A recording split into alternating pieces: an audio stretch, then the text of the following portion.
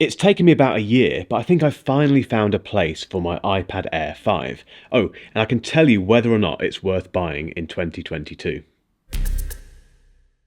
It's been a funny year for the iPad. We've had the ultimately weird 10th generation, which I still can't work out who that's for. And we've had the iPad Pro, the M2 version, which is just a complete non-event. I got one and just sent it straight back. Despite this, there is one star in the iPad lineup, which is the iPad mini, which I'm using here to read these notes.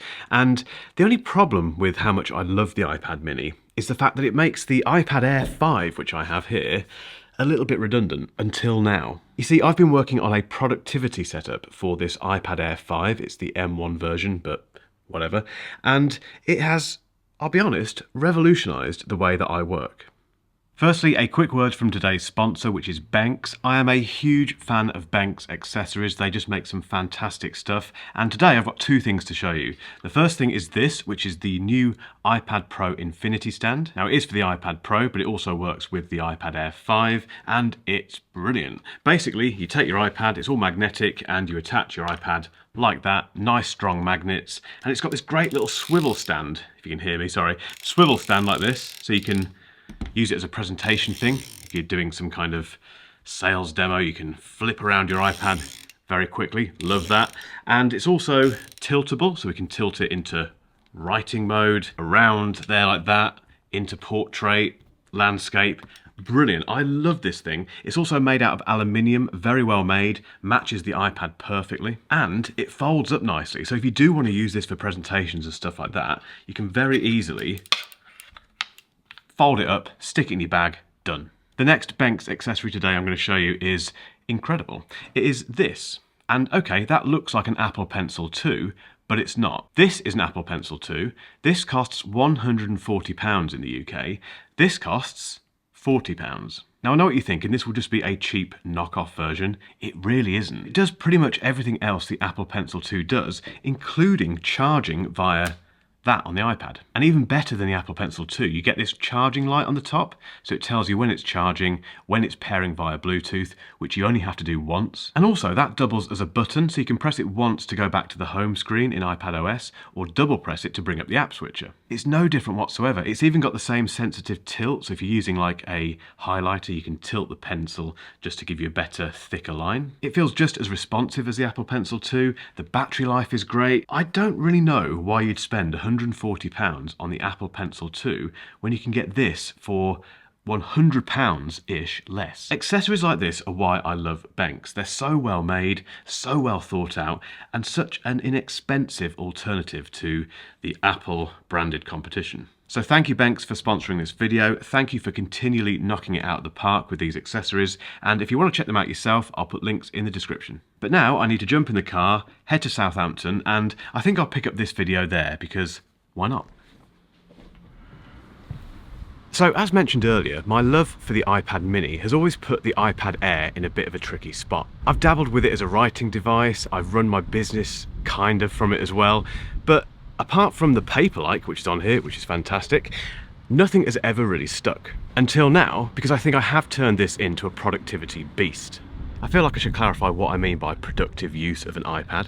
You see, this 5th generation M1 iPad Air is always in this magic keyboard case. That's its permanent home, it never really gets taken out, which means for me, it really does occupy that role of laptop replacement. And it's a device that I should be able to take to the coffee shop with me without any other laptop or device or computer in tow. So to ensure that's possible, I've given this a very tightly defined list of responsibilities and roles. There's the obvious stuff like diary management via Fantastical, email with Spark 3, which is fantastic, and TickTick for my to-do list. All of those things keep my day in check, keep me focused on the next task in hand, and just keep me organised. Then we have writing, which is a massive part of my business. For that I use Ulysses, which is a fantastic writing app. And as it turns out, the iPad Air is also a device that I can use with Notion, so I can manage all of my content pipeline, all of my blog planning, all of my video planning, all from that one device via that fantastic app that, yes, every YouTuber uses. And let's not forget Apple Notes, which is now the home of my second brain. I'll leave a link to a blog I wrote recently about my second brain just to explain what that is, but I'll make a video about that at some point in the future. But the last productivity purpose for this iPad Air is YouTube Studio, which is where I manage all of my YouTube videos and comments and all that sort of stuff. And I suppose also Twitter. That's a big part of this business, which is on that iPad as well. Now, as you might guess, there are other things on this iPad, but you wouldn't know on first glance. And that brings me on to the way that I've configured the home screen.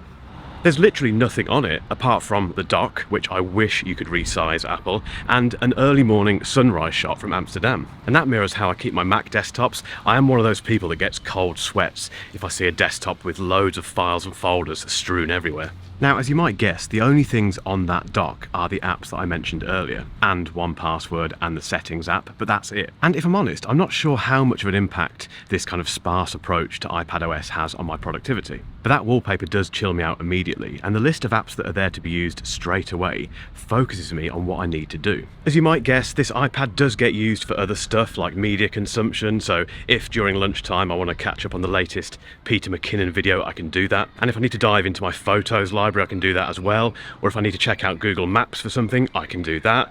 But all of that stuff is hidden away, and I can only find those apps via a Spotlight search.